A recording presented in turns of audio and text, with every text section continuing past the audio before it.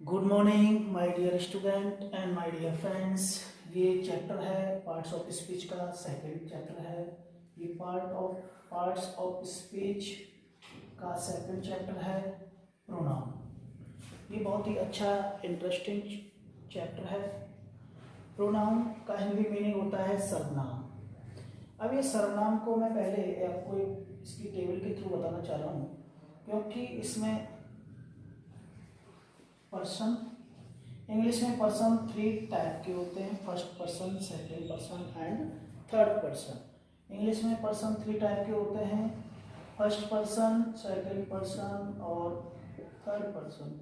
एक केस होता है सब्जेक्टिव केस, एक केस होता है सब्जेक्टिव केस और दूसरा होता है ऑब्जेक्टिव केस। ऑब्जेक्टिव केस ये जो प्रोनाउन टेबल है डायरेक्ट इनडायरेक्ट में, एक्टिव पैसिव में और बहुत जगह काम आती है। नेक्स्ट है पजेसिव केस। पजेसिव केस 2 प्रकार का होता है। पजेसिव केस 2 प्रकार का होता है। इसमें एडजेक्टिव, पजेसिव एडजेक्टिव भी होती है, पजेसिव एडजेक्टिव भी होती है और पजेसिव प्रोनाउन भी होती है। पजेसिव एडजेक्टिव और पजेसिव प्रोनाउन। पजेसिव केस यानी कि पजेसिव एडजेक्टिव भी होती है और पजेसिव प्रोनाउन भी होता है। मैं आपको बता दूं कि रिफ्लेक्सिव प्रोनाउन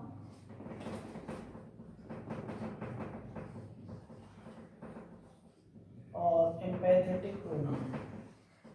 एम्पैथेटिक प्रोनाउन,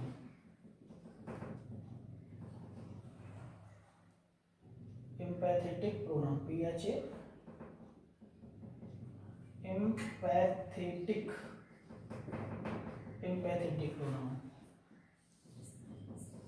इस प्रोनाउन टेबल का इंग्लिश ग्रामर में बहुत ही इम्पोर्टेंट रोल होता है।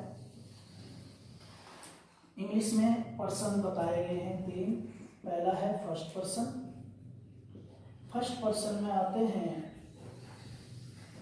2 वर्ड्स, आई और वी। आई और वी, आई और वी। ऑब्जेक्टिव केस होता है आई का मी, वी का होता है अश। वी का ऑब्जेक्टिव केस होता है अस। आई, मी, माई, माइन, माई सेल्फ। जिनमें सेल्फ लगा है वो सिंगुलर होंगे और जिनमें सेल्फ लगेगा वो प्लूरल होंगे। We, us, our, ours, ourself. Second person होता है यू। सेकेंड पर्सन होता है यू। इंग्लिश में 3 पर्सन होते हैं, first person, second person, third person. First person you, first person I और वी होते हैं, सेकेंड पर्सन यू होता है और यू का योर, योर्स, योर सेल्फ और योर सेल्फ। इसमें यू ऐसा है सिंगुलर भी होता है और प्लूरल भी होता है, तो जिसमें सेल्फ लगा है वो प्लूरल हो जाएगा और जो जिसमें सेल्फ लगेगा वो सिंगुलर होगा। Third person, third person he, she, it, they और नेम। ये वैसे नेम तो नाउन में आता है। नेम किस में आता है? नाउन में आता है। Third person he, she, it, they, name ये होते हैं। इन्हीं को हम सब्जेक्ट कहते हैं। सब्जेक्ट 8 होते हैं, I, we, you, he, she, it, they, name. यही इंग्लिश में सब्जेक्ट होते हैं 8। जिसमें से 4 सिंगुलर में इंक्लूड किए जाते हैं और 4 प्लूरल सब्जेक्ट में इंक्लूड किए जाते हैं। 4 सिंगुलर होते हैं, आई, वी, यू, दे, ये तो होते हैं प्लूरल सब्जेक्ट, और ही, सी, इतने सिंगुलर होते हैं। ही का जो ऑब्जेक्टिव केस होता है हिम होता है, he, him, his, himself, she, her, hers, herself, it, its, itself, और they, them, their, theirs, themselves। जिनमें सेल्फ लगा है वो तो प्लूरल है, और जिनमें सेल्फ लगा है वो सिंगुलर है। और नेम का नेम भी रहता है, इसको चाहे नेम नाउन होता है। मैं आपको बता दूं, ये सब्जेक्ट है। इंग्लिश में ये 8 सब्जेक्ट होते हैं, I, we, you, he, she, it, they, name. ये सब्जेक्टिव केस है और यही पर्सनल प्रोनाउन है। पर्सनल प्रोनाउन यदि हम पहला प्रोनाउन लेंगे, पर्सनल प्रोनाउन इंग्लिश में पहला प्रोनाउन होता है पर्सनल प्रोनाउन। तो पर्सनल प्रोनाउन कौन से होंगे? I, we, you, he, she, it, they, name.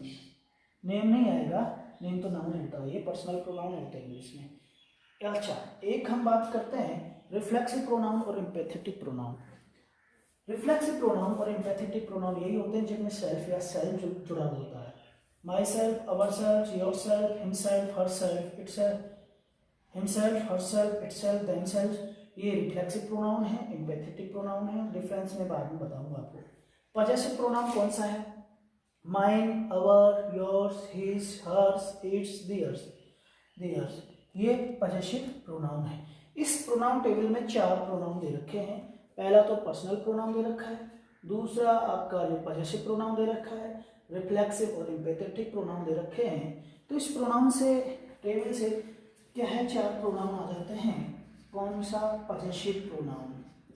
Possessive pronoun में क्या क्या आता है आपको बता दें कि पॉजेसिव प्रोनाउन में जैसे माइन है, अवर्स है, लिख देते हैं हम mine, ours, yours, his, hers, its और दियर्स। ये जो पॉजेसिव प्रोनाउन है सेंटेंस में विदाउट नाउन के आता है, क्योंकि जो प्रोनाउन होता है नाउन के स्थान पे आता है। प्रोनाउन क्या होता है? नाउन के स्थान पे आता है और विदाउट नाउन के आता है। नेक्स्ट है रिफ्लेक्सिव प्रोनाउन और एम्पैथेटिक प्रोनाउन यही होते हैं। Myself, ourself, yourself, himself, herself, itself, themself, theirself, ये रिफ्लेक्सिव प्रोनाउन और एम्पैथेटिक प्रोनाउन होते हैं। डिफरेंस इसमें बता देता हूँ क्या डिफरेंस होता है थोड़ा सा। जैसे कि मैंने बोला आई सा, जैसे मैं लिख दूँ, ये तो आपको समझ में आ गई होगी प्रोनाउन टेबल। इसका डायरेक्ट इनडायरेक्ट में एक्टिव पैसिव में बहुत ही रोल होता है, इसलिए मैंने इसको बनाया है आपके सामने। और ये पार्ट्स ऑफ स्पीच का दूसरा है।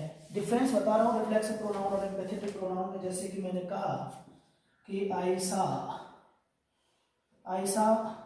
Myself in the mirror, I saw myself in the mirror. तो ये माई सेल्फ यहाँ पे रिफ्लेक्सिव प्रोनाउन है। यदि यही माई सेल्फ आई के तुरंत बाद आ जाता, आई माई सेल्फ सा इन द मिरर, तो ये एम्पैथेटिक प्रोनाउन बन जाता।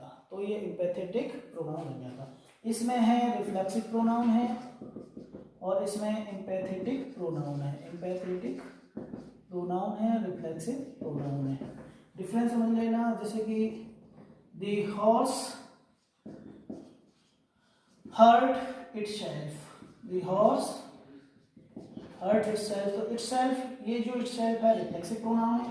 अगर मैं कह देता हूं द हॉर्स इटसेल्फ हर्ट, तो यहाँ पे एम्पैथेटिक प्रोनाउन हो जाएगा। इस प्रकार से इसमें डिफरेंस होता है। इसमें कार्य का प्रभाव पड़ता है, कर्ता पर पड़ता है, और इसमें कार्य का प्रभाव रिफ्लेक्स पड़ता है ऑफ एन एक्शन, एक्शन पे प्रभाव पड़ता है इस प्रकार से। और इसमें क्या होता है, डायरेक्ट सीधा ही एम्पैथेटिक में एम्पैथिक दिया जाता है, डायरेक्ट कर्ता पर जोर दिया जाता है, डायरेक्ट सब्जेक्ट पर जोर दिया जाता है। अब मैं आपको प्रोनाउन स्टार्ट करने जा रहा हूँ।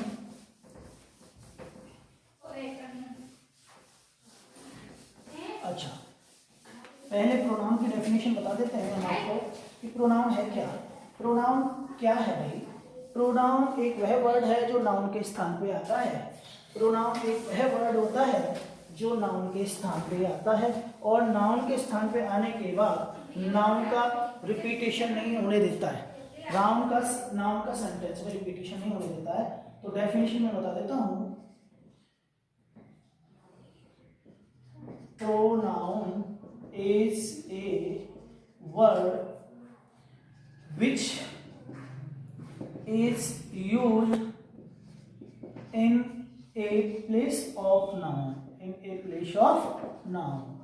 एक नाउन के स्थान पे आता है। दूसरी डेफिनेशन कह सकते हैं हम प्रोनाउन की कि प्रोनाउन एक वह शब्द है, pronoun is a word, pronoun एक वह शब्द है which is used instead of noun. Instead of noun, noun के स्थान पे आता है। प्रोनाउन नाउन के स्थान पे आता है, जैसे कि Ram is a boy, Ram एक लड़का है। He was very intelligent, he is very intelligent, he is very intelligent. तो राम तो नाउन हो गया और राम के स्थान पे आया है ही, तो ही क्या हो गया? प्रोनाउन हो गया। ही क्या हो गया? प्रोनाउन हो गया। जो नाउन के स्थान पे आता है, नोट कह सकते हैं, प्रोनाउन एक ऐसा वर्ड है जो नाउन का रिपीटेशन होने से बचाता है, अवॉइड करता है। Pronoun is a word which is used, जो यूज में लिया जाता है, टू अवॉइड, जो करता है avoid the repetition of noun, जो नाउन का रिपीट नहीं होने देता है। ये सेंटेंस, एक सेंटेंस में नाउन का रिपीट नहीं होने देता, रिपीटेशन नहीं होने देता है, वह प्रोनाउन होता है। अब ऐसे कई एग्जांपल ले सकते हैं, बहुत सारे एग्जांपल हैं। काइंड्स ऑफ प्रोनाउन के बारे में बताएंगे। अब मैं आपको थोड़ा बताने जा रहा हूँ काइंड्स ऑफ प्रोनाउन। चलो मैं डेफिनेशन बता के फिर शुरू से बताता हूँ। काइंड्स ऑफ प्रोनाउन, जो प्रोनाउन कितने टाइप का होता है बता देता हूँ। नाउन, प्रोनाउन की डेफिनेशन समझ में आ गई होगी। प्रोनाउन एक वह वर्ड होता है जो नाउन के स्थान पे आता है, नाउन का रिपीट नहीं होने देता है, नाउन के स्थान पे आता है, यानी नेम के स्थान पे आता है। जो किसी भी नेम के स्थान पे आए वो क्या होता है? प्रोनाउन होता है। तो मैं बताने जा रहा हूँ kinds of pronoun. Kinds of pronoun, पहला होता है पर्सनल प्रोनाउन। पर्सनल प्रोनाउन, जिसका हिंदी मीनिंग होता है व्यक्तिवाचक सर्वनाम, व्यक्तिवाचक सर्वनाम। दूसरा होता है रिफ्लेक्सिव प्रोनाउन, रिफ्लेक्सिव प्रोनाउन। तीसरा होता है empathetic, empathetic, empathetic pronoun. Empathetic की दो स्पेलिंग होती हैं, ठीक है सर। Empathetic pronoun. चौथा है इंडेफिनिट प्रोनाउन, इंडेफिनिट प्रोनाउन। पांचवा है रिलेटिव प्रोनाउन, रिलेटिव प्रोनाउन। छठवा है इंटरोगेटिव प्रोनाउन, इंटरोगेटिव प्रोनाउन। सातवा है पजेसिव प्रोनाउन, पजेसिव प्रोनाउन। सबकी हिंदी भी बताऊंगा। 8 है डेमोन्स्ट्रेटिव, डेमोन्स्ट्रेटिव प्रोनाउन। 9वां है डिस्ट्रीब्यूटिव प्रोनाउन, और 10वां है एक्सक्लेमेटरी प्रोनाउन, और 11 है reciprocal pronoun. Reciprocal pronoun. Reflexive का मतलब होता है निश्चयवाचक।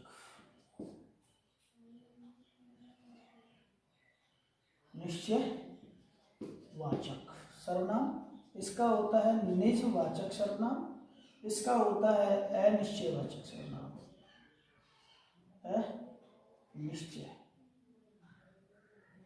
अनिश्चयवाचक सर्वनाम, इसका होता है संबंधवाचक सर्वनाम। इंट्रोगेटिव प्रोनाउन का होता है प्रश्नवाचक सर्वनाम, इसका होता है पॉसेसिव का स्वामित्व या अधिकार वाचक सर्वनाम। डेमोन्स्ट्रेटिव का होता है संकेतवाचक सर्वनाम। और डिस्ट्रीब्यूटिव प्रोनाउन का मतलब होता है विभाजक वाचक सर्वनाम। और एक्सक्लेमेटरी का होता है विस्मयादि बोधक सर्वनाम। और इसका होगा रेसिप्रोकल का पारस्परिक